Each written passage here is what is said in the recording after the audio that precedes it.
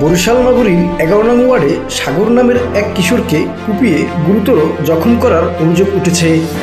পূর্বশত্রুতা ও এলাকায় আধিপত্য বিস্তারকে কেন্দ্র করে এই হামলার ঘটনা ঘটেছে বলে স্থানীয়রা জানান।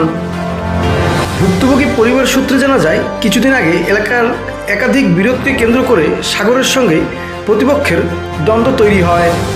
এর জের ধরে পরিকল্পিতভাবে তাকে একা পেয়ে ধারালো অস্ত্র দিয়ে এলো পাথারি কুপিয়ে গুরুতর আহত করা হয়। পরে আশেপাশের লোকজন তাকে উদ্ধার করে হাসপাতালে নিয়ে যায়। বর্তমানে তিনি চিকিৎসাধীন অবস্থায় রয়েছেন।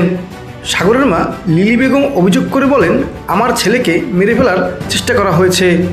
আমরা প্রশাসনের কাছে গিয়েছি, কিন্তু এখনও কোনো সুষ্ঠু বিচার পাইনি। উল্টো আমাদের পরিবারকে বিভিন্নভাবে হয়রানি করা হচ্ছে। তিনি আরও দাবি করেন, প্রতিপক্ষের লোকজন তাদের পরিবারের বিরুদ্ধে ১০-১২টিরও বেশি মামলা দায়ের করেছে, যার ফলে তারা চরম আতঙ্ক ও নিরাপত্তাহীনতায় দিন কাটাচ্ছে। তিনি আরও জানান, আমরা এখন ঘর থেকে বের হতেও ভয় পাই, যে কোনো সময় আবার হামলার শিকার হতে পারি। স্থানীয়দের একাংশ জানান, এলাকায় দীর্ঘদিন ধরে আধিপত্য বিস্তারকে নিয়ে কয়েকটি পক্ষের মধ্যে বিরোধ চলে আসছে।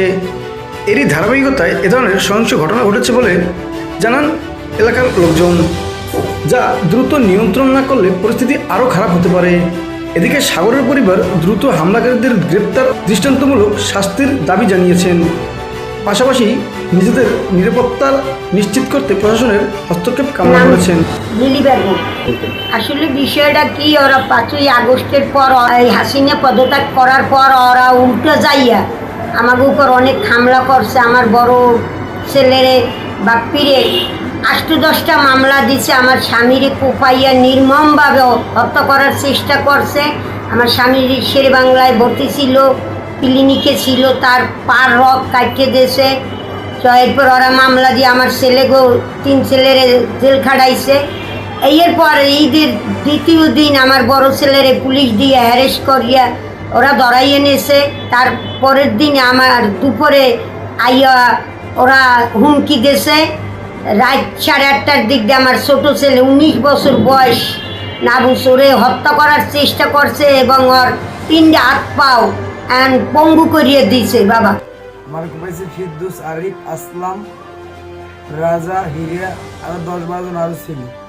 কি কারণে কোপাইছে, কি নিয়ে ওদের সাথে বিরোধ আপনার? আমার আগের ঝামেলা ছিল, তার নিয়ে বিরুদ্ধে।